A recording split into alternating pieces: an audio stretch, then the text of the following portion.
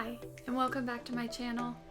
Good effort, Meg. Today is part 2 of the Lutterloh system semi-review. I am making the Hawaiian shirt using the pattern that I made in the video last week. So if you want to see how the pattern came together and the process of using the actual Lutterloh system itself, go check out my video from last week on that, and I show you the entire process and kind of give you a little preview of what this kit that I received came with. So this week we're going to see if it was easy to use, if I would recommend this to beginners, and if the shirt actually ended up fitting. And if you're wondering why there's a little bit of a change of scenery this week, honestly, it's rainy season where I live and I absolutely adore thunderstorms.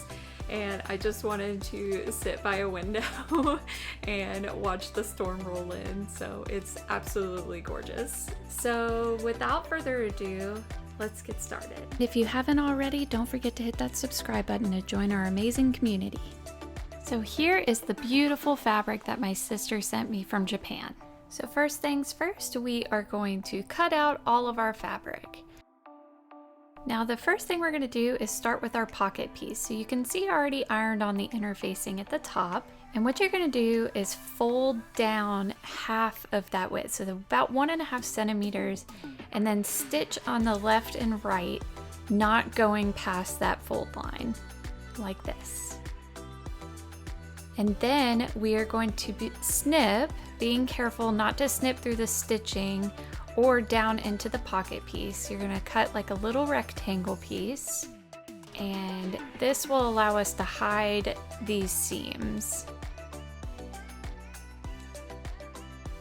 So now you can flip it right side out and press it nice and clean. And all we have to do now is just add a top stitch right here along the top. And I'm using a different color thread just so it's less noticeable. Next, on our two front pieces, we are going to sew in the darts. And you can see the line right there that I'm going to be stitching along. And after you stitch in the darts, make sure you press the dart down.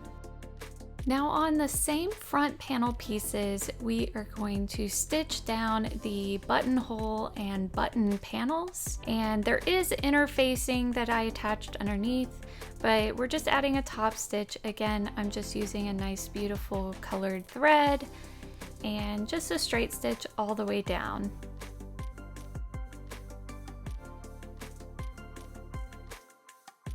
Now we are ready to start assembling our top.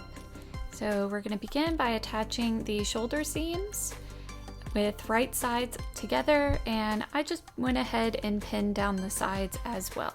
But I am only going to be stitching first across the shoulder seams. So go ahead and stitch along those shoulder seams. Now, I tried to attach these sleeves how I normally do, but these were a little bit longer. So go ahead and add 2 rows of long length straight stitches, and don't backstitch at the beginning and end. So we're just adding some gathering stitches. So go ahead and tie off the ends, and I only had to, I guess, gather just a hair, and then pin it onto your sleeve hole and then stitch on. And after you are done stitching the sleeves on, then you can remove those gathering stitches. And if it's done correctly, then when you flip the sleeve to the right side, you shouldn't see any puckering or like creases or anything. With both sleeves attached, we can now begin by putting right sides together and stitching those side seams together. And that is just going to go from the bottom of the blouse all the way to the bottom of the sleeve. So now we're ready to begin on the collar. So the first thing we're going to do is put right sides together and pin all along and we are gonna stitch the sides and the top. I will say here, you're gonna wanna stitch down that second triangle, stopping about a ½ centimeter. So in this image, I stopped too soon, so keep going towards the bottom. But don't forget after you make those stitches that you trim at those points. Now you're going to want to press the fabric up for your seam allowance on one of the pieces. I just chose the side that didn't have interfacing. And then you're going to want to find the center point of both the shirt and the collar. And after you do that, then pin the unfolded edge to the shirt all the way across. And this can be kind of tricky because this particular collar was curved, so it took a little bit of finagling to get it to sit right, and you will have some overhang on both edges, but you're going to go ahead and stitch that along that edge.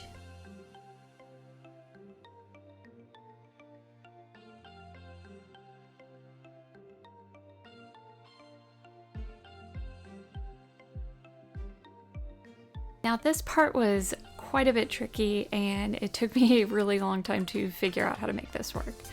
But essentially what you're going to do is flip the collar piece right sides together on top of itself. And at those edges that hang off of the shirt, you're gonna pin them together, and I'm just pinning a little bit extra so that way it doesn't shift around while I have it under the sewing machine. And you're going to stitch a straight line, not going through the shirt. So you're just going through those two pieces that are squished together, right sides together. And then what that's going to do is have a nice clean edge. And here is a freeze frame of what I was talking about earlier. So you want to go ahead and stitch all the way down that edge before stitching on your collar. And now we are just going to snip off that piece that is hanging off the edge of our shirt. And don't forget to taper in those points. You will then flip the collar right side out and press everything nice and clean. Pin that folded edge on the inside of your shirt, and we're going to use the stitch in the ditch method. And I wanted to show you in real time. This is not slowed down on how slow I go when I do the stitch in the ditch method. So here it is sped up, I think 20 times. So just to give you an idea of how slow somebody like myself goes when I'm using this method. And here is what it'll look like when it is all stitched on. So we are almost done. And next step is to hem the sleeve and the bottom of the shirt. And for both of these pieces, I just did a simple 1/4 inch rolled hem. So I just rolled up the edge of each of these pieces about a 1/4 inch twice, so that way the raw edge is captured inside. Now for the buttonholes. I typically always start with the buttonholes. I grabbed a shirt that I like the fit of and was roughly the same size as this one, and I marked out where the buttonholes were with chalk, and then I centered them. And I have a buttonhole maker on my machine, so I just went ahead and added 7 buttonholes. And then with those buttonholes, I marked where the button should fall, and again, just using my sewing machine, attached all the buttons.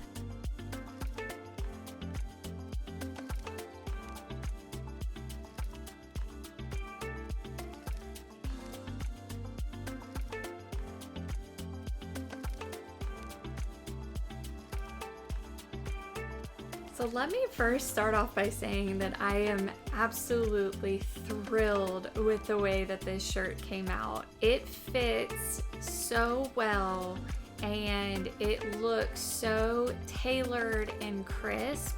Now, I'm sure that there are little things that I could do here and there to make it even better, but overall, just using the Lutterloh system to create a pattern just out of the box based off of 2 measurements from my own body, my bust and my hips.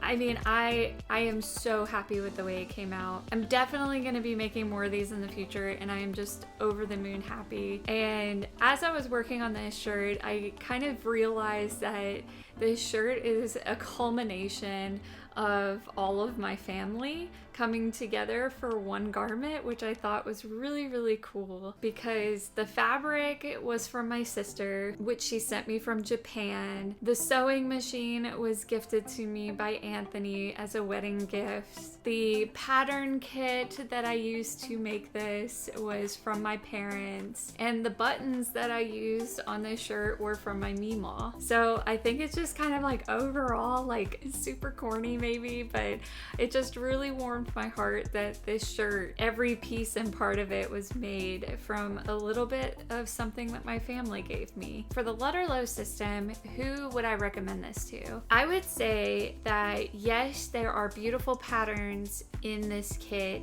but I personally think for a beginner and you're just learning, I think this kit might be a little advanced.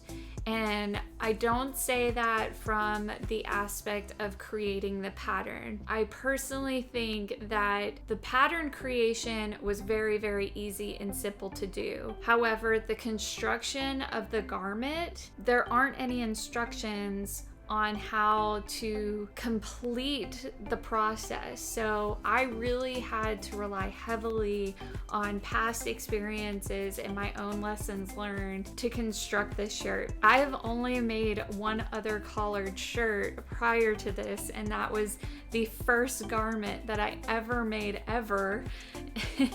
And that was Anthony's shirt. I definitely had to dig deep and really reverse engineer the process of putting together a collared shirt, which now that I've done it and I filmed it, I can go back and reference this in the future. But I would say for a beginner, if you don't think that having explicit instructions is necessary, then I guess you could go for it. But I think that the dollar amount to purchase this system without having instructions on how to build the pattern, I think that would be a bit challenging. I consider myself from advanced beginner to intermediate in the world of sewing, just because I know the level of people out there. I definitely think that constructing this blouse really pushed me to work hard at getting better at conceptualizing some of those skills. So I definitely think this was a good exercise for me personally, but I do think it might be a little difficult if you're a beginner to dive into something like this. Overall, I will say that the Lutterloh system is incredible. I am very, very happy with it, and I can't wait to try it using different patterns and trying to make different things. But I hope this video was helpful for you guys, and I hope that maybe even just as a general instruction on how to construct a collared shirt and put together a collar or things like that, I hope this is helpful for you. And don't forget to stick around if you enjoy this type of content and more. Be sure to check out my other videos on my channel. I put out videos every week, and I will see you guys in the next one.